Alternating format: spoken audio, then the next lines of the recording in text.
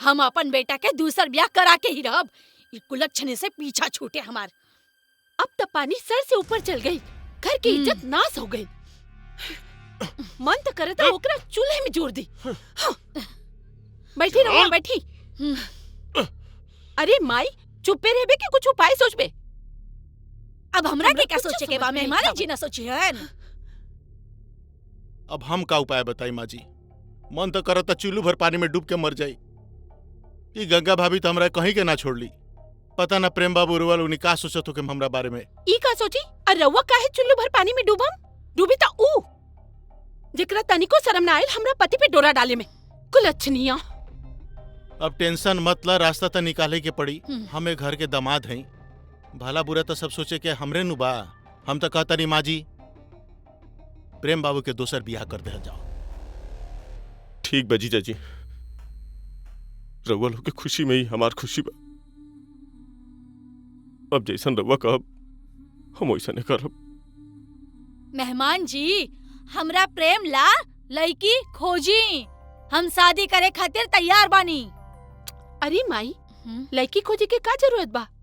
हमरा ननद से निमन लड़की काहे ना मिली। और वैसे भी अब प्रेम से के बियाह करी? दुआ के ठप्पा लाग गए। बोली मेहमान जी, रउआ अपन बहिन के साथ है हमार बेटा प्रेम से ब्याह कर सकता नहीं का? माँ जी, हम तो घर के इज्जत बचावे खातिर अपन जान दे सकता नहीं। जान ये बहन का चीज बा। ये तो हमरा ला बड़ा सौभाग्य के बात बा। हम अपन बहन के बियाह प्रेम बाबू के साथे करे के तैयार बानी। अरे रउआ कितना धन्य बानी मेहमान। हम कितना भाग्यशाली बानी कि हमरा के ऐसा दामाद मिलल बा जो हमरा घर के इज्जत बचा लेहलस। अरे माई, ई सब छोड़ा, ई बतावा उ गंगवा के का कइल जाई? अरे ओकरा के बढ़नी से मार मार के घर से बाहर निकाल दिहल जाई। माई, मार देल ठीक। वहाँ के एकदम ठीक कहता नहीं। ई घर से बाहर जाई ना तो इन्हें उन्हें जाके फिर मुंह मराई और घर के कुल इज्जत माटी में मिलाई।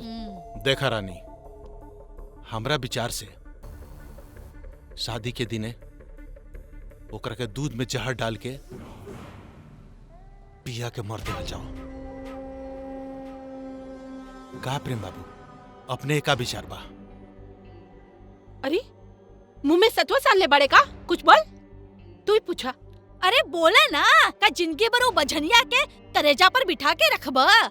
जाई मेहमान जी, प्रेम के लगे शादी के तैयारी करी। हाँ। ठीक बा माँ जी।